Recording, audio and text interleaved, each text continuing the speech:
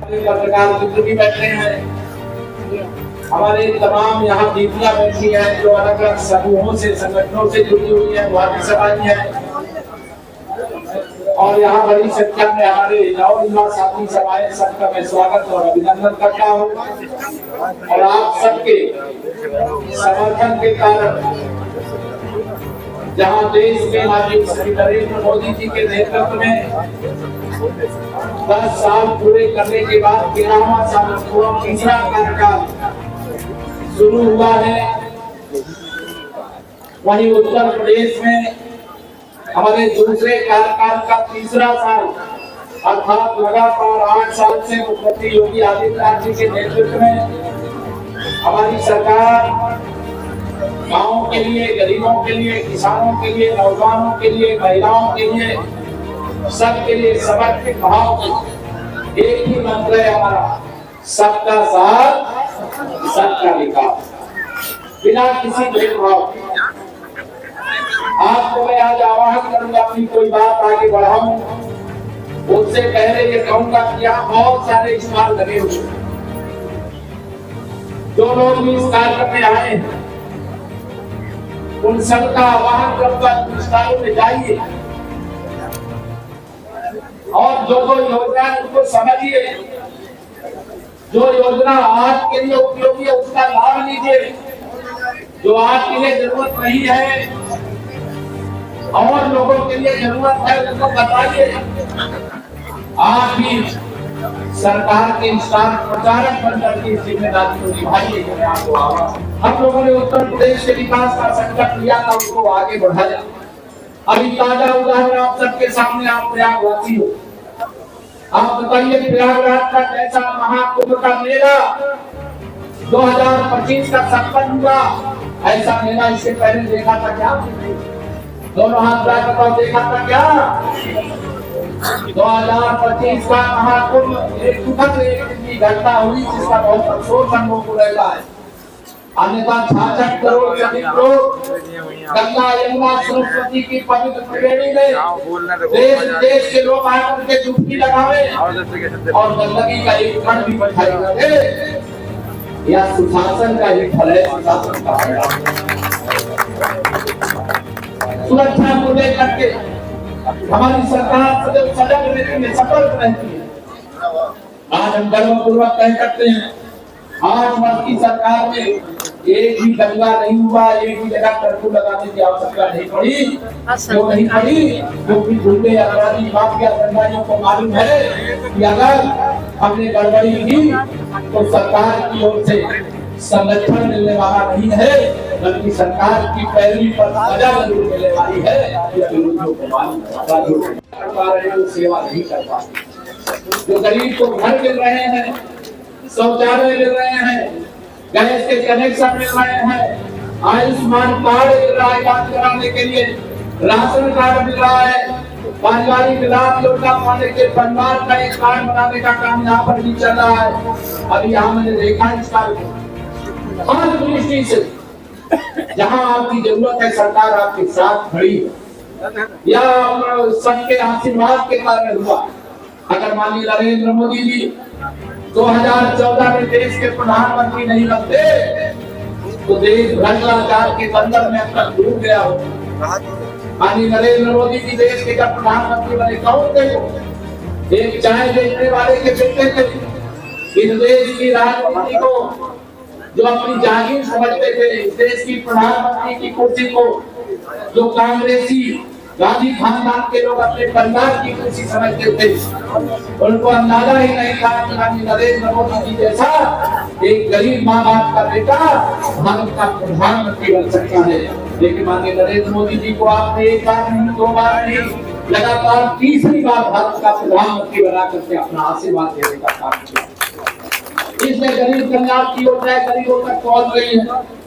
बयान दिलाऊं जो पुराने लोग हैं उनको मालूम होगा, जब इस देश में कांग्रेस की सरकार थी और उस सरकार के द्वारा भी गरीब कल्याण की योजनाएं बनाई जाती थी, और जो योजनाएं बनाई जाती थी अगर दिल्ली से 1 रुपया भेजते थे तो पहुंचता था 15 पैसा।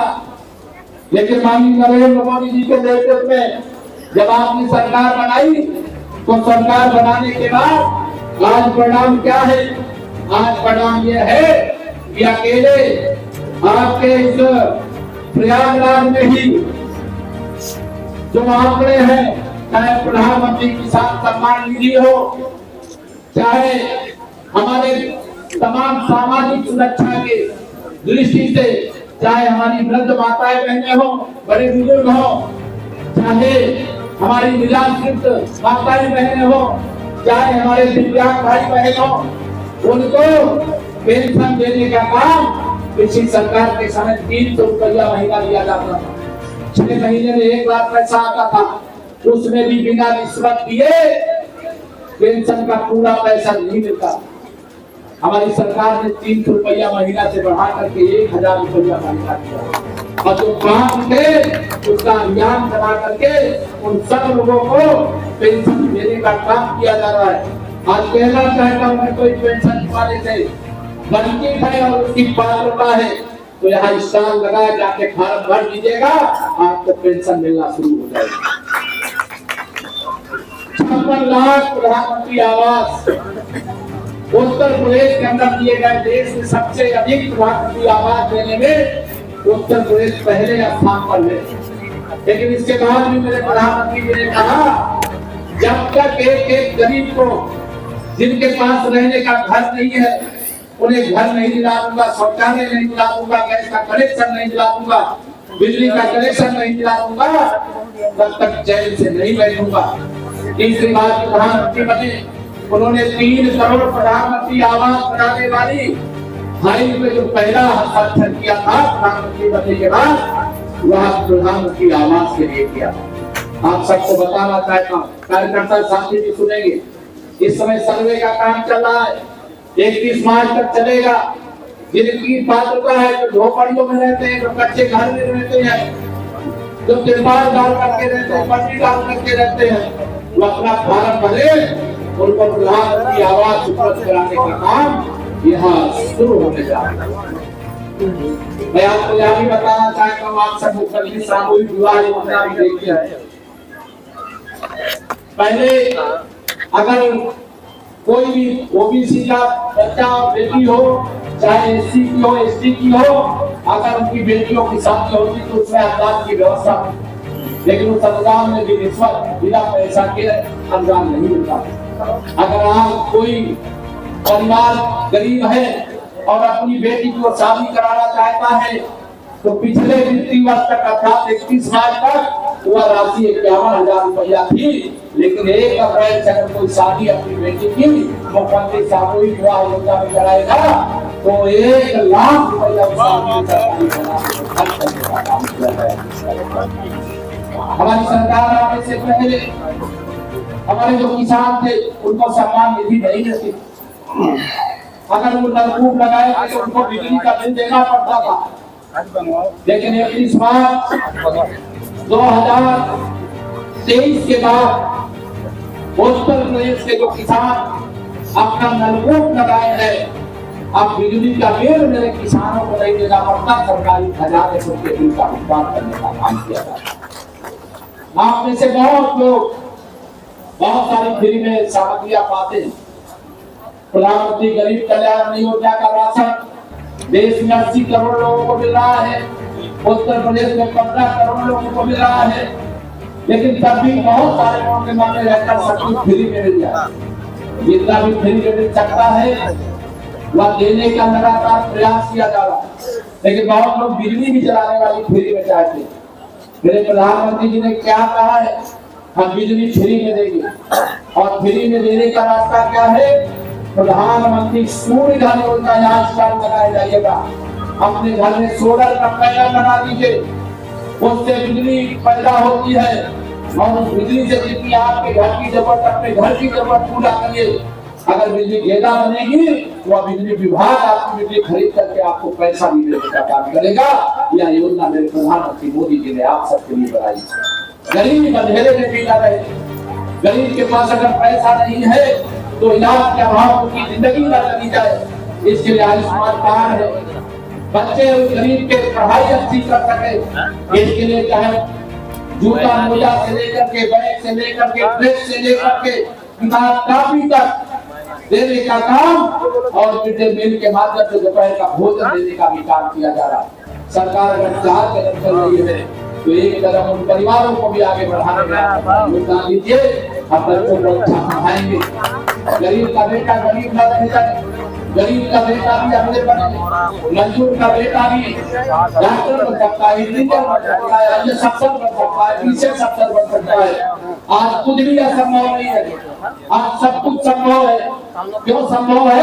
क्योंकि देश में माननीय मोदी जी और देश में आपके योगी जी के नेतृत्व में भारतीय जनता पार्टी की डबल इंजन की सरकार।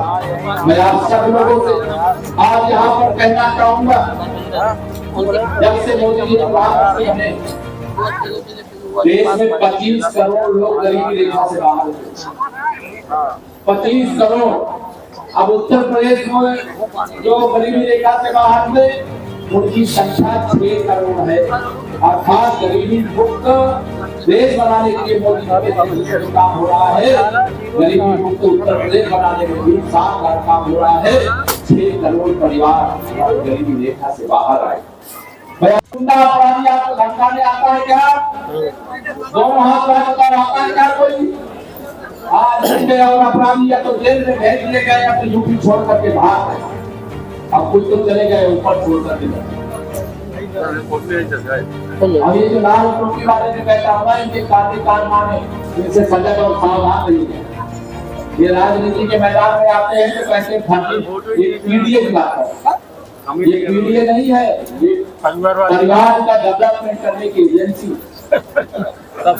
इनकी एजेंसी से सकल प्रोत्साहन 2024 के लोकसभा चुनाव होंगे।